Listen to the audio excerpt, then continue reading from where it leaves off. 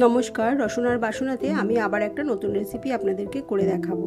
এখানে আমি কিছুটা পেঁয়াজ আর টমেটো আর কাঁচা লঙ্কাকে মিহি করে কুচিয়ে নিয়েছি, একটা রুটির মাঝখান পর্যন্ত কেটে নিয়েছি। আমি এইভাবেই প্রত্যেকটা রুটি করব।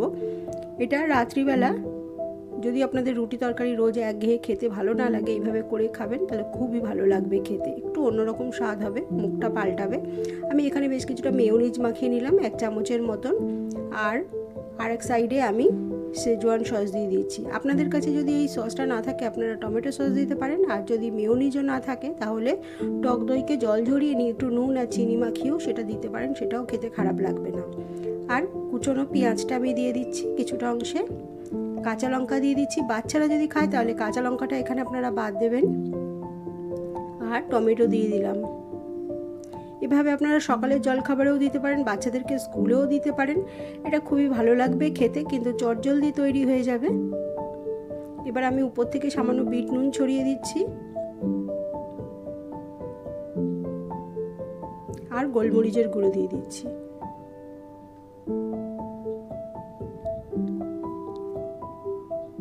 আর কিছুই এখানে আমি ব্যবহার করব না। এবার এটাকে আমি ফোল্ড করে নেব, পরোটার মতো করে ঠিক গোল গোল করে ফোল্ড করে নেব। এভাবেই আমি সমস্ত রুটিগুলোকে বানিয়ে নেব। রেসিপিটা কেমন লাগলো অবশ্যই কমেন্ট করে জানাবেন। যদি ভালো লাগে তাহলে লাইক এবং সাবস্ক্রাইব করতে ভুলবেন না, শেয়ার করবেন বেশি বেশি করে, তাহলে আমার রেসিপিগুলো সবাই দেখতে পাবে। এবং কমেন্ট যদি করেন তাহলে আমি বুঝতে পারবো আমার রেসিপিগুলো আপনাদের ভালো লাগছে কি না, এবং আমার ভুল ত্রুটিগুলোও আমি সংশোধন করে নিতে পারবো। অতি অবশ্যই কমেন্ট করে জানাবেন। আর এই রেসিপিটা কেমন লাগলো খেয়ে বানিয়ে বলবেন আমাকে, একবার বানানোর অনুরোধ রইল।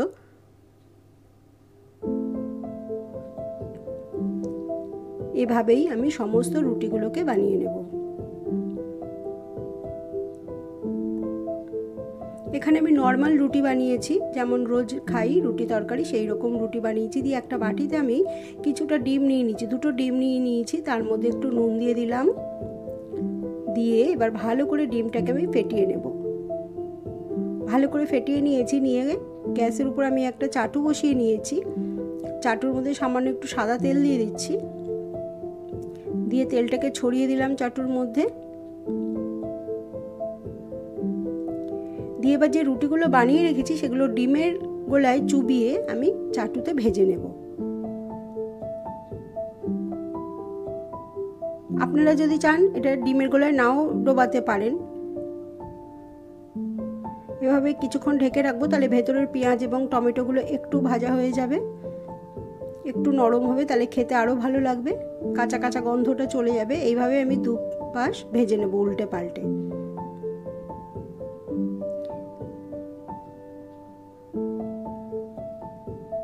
সমস্তগুলো আমি এভাবেই একটু সময় ধরে 5 মিনিটের মতো রেখে ভেজে নেব। ঠিক এইরকম লাল করে ভাজবো, এর থেকে বেশি ভাজলে পুড়ে যাবে। এভাবেই আমি সমস্তগুলো ভেজে নেব। আমার রেসিপিটা কেমন লাগলো অবশ্যই কমেন্ট করে জানাবেন।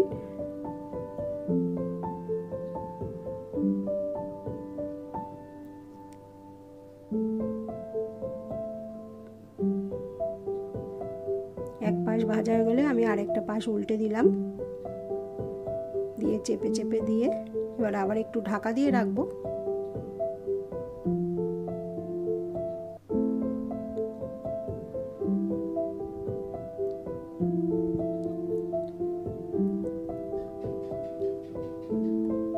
এবার ঢাকা খুলে আমি আরেকটা পাশ উল্টে দেব।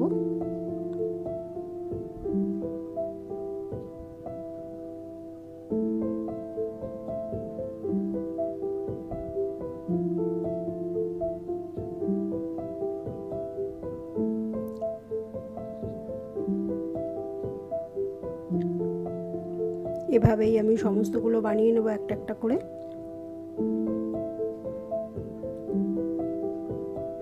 ঘরে থাকা উপকরণ দিয়ে খুব চটজলদি তৈরি হয়ে যাবে।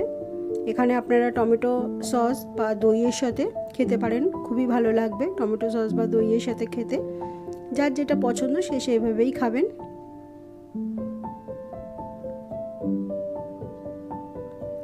যদি ভালো লাগে তাহলে লাইক সাবস্ক্রাইব করতে ভুলবেন না। আজকের রেসিপিটা এই পর্যন্তই আমার তৈরি হয়ে গেছে সমস্তগুলো।